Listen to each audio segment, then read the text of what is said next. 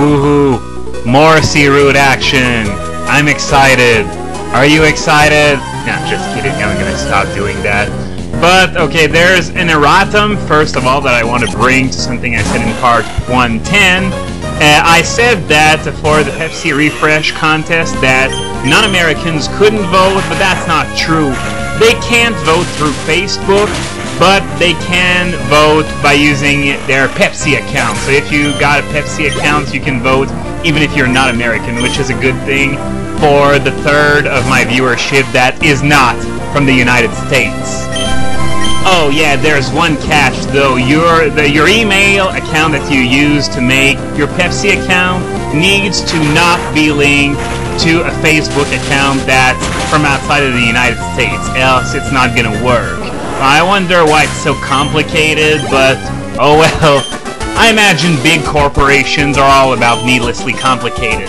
And by the way, yes, I know I said erratum, but I honestly looked it up and both erratum and erratum are good, apparently, so don't bother telling me I pronounced it wrong because I know I didn't. I went out of my way to look it up after all. Oh, Route 128, we're going to keep that one for a little later. And as for Route 127, the one that I'm on, as I said, there are loads of underwater trenches with treasure in it. The treasures are marked by boulders that are underwater.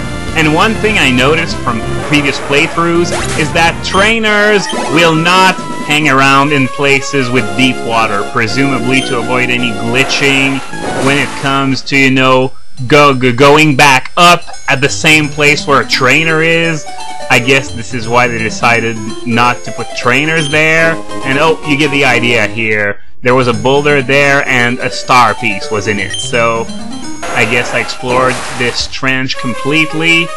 And there's another bigger trench here that's sort of Y-shaped and continues well into Route 128, but for now I'm just going to explore the segment that's in Route 127. Doesn't look to be anything there, and just going to keep going down. And since there's no seaweed in those trenches, that means there are no random encounters underwater in that route. So if you want to avoid trainer encounters, oh, what's there? There's a heart scale, not bad. But yeah, if you want to avoid trainers, it's not such a bad idea to dive underwater and follow those trenches. And okay, now I ended up on Route 128 since it said underwater again. And as I said, this place is shaped like a Y, and here's the split, so I'm just going to check out if there are any boulders in this area.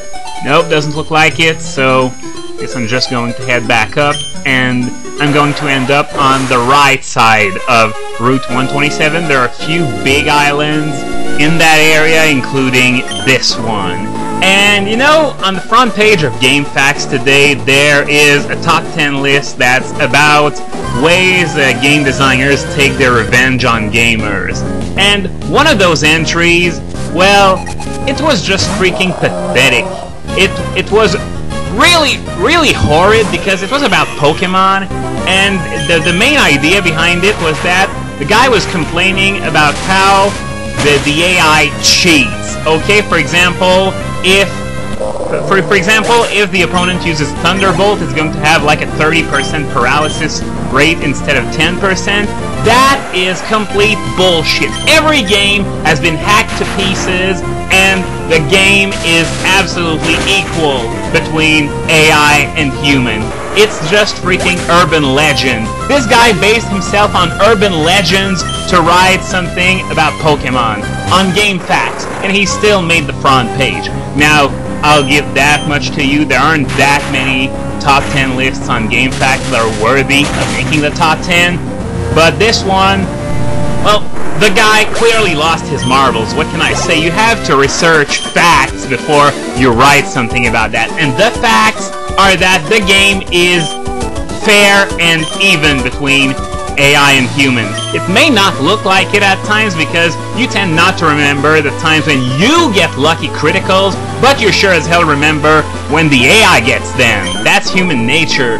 But that's just that. Human nature. The game isn't programmed that way.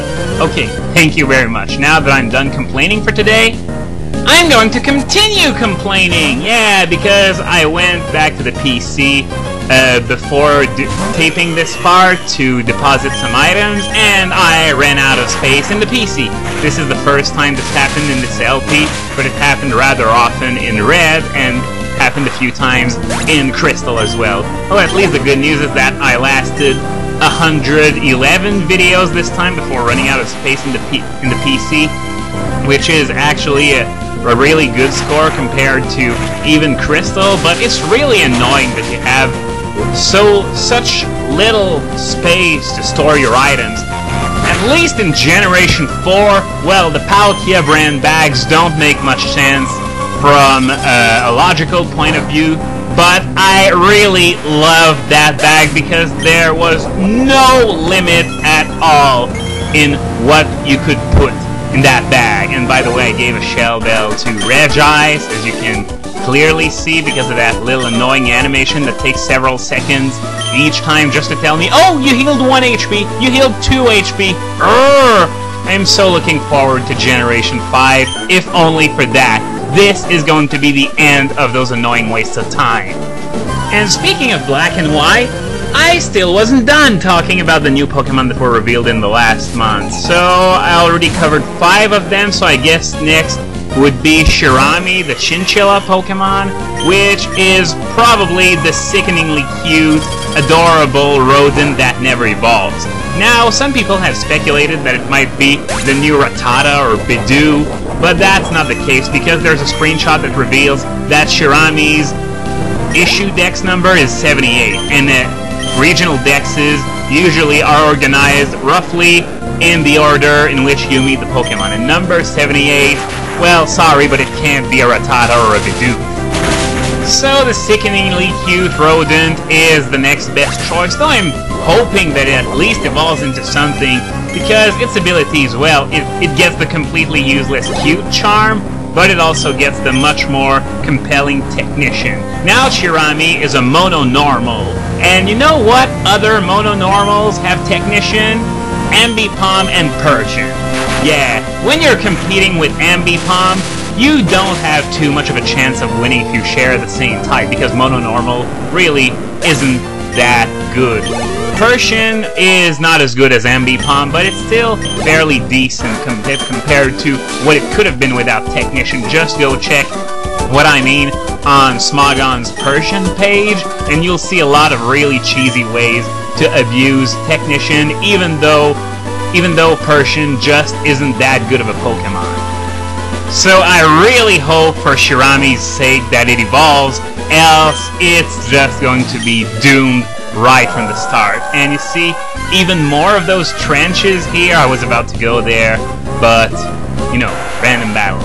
Anyway, you may remember several videos ago I talked about a lot of people sending me spam for a certain site to get your videos noticed. Well, I did a quick search on Google about this, and it turns out that it's a phishing scam. So don't fall for it, is all I gotta say. It's not even a way to get your YouTube videos noticed. It's a phishing scam. Simple as that. Why am I not surprised? I mean, I've gotten abhorrent amounts of those private messages. I even got one today, for Pete's sake.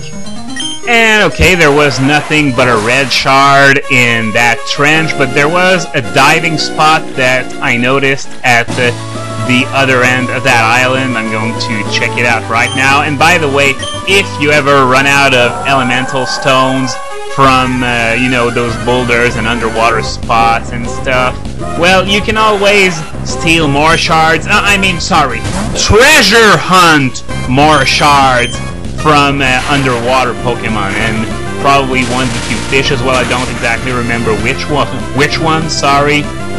I guess you're just gonna have to check in Cerebee's item dex. It's there for that. And this spot was actually another freaking trench. How many of those are there? What's there now?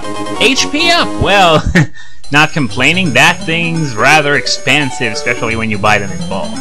So I guess I'm just going to finish off that trench, yep, and I will save the video and I'll be right back with more.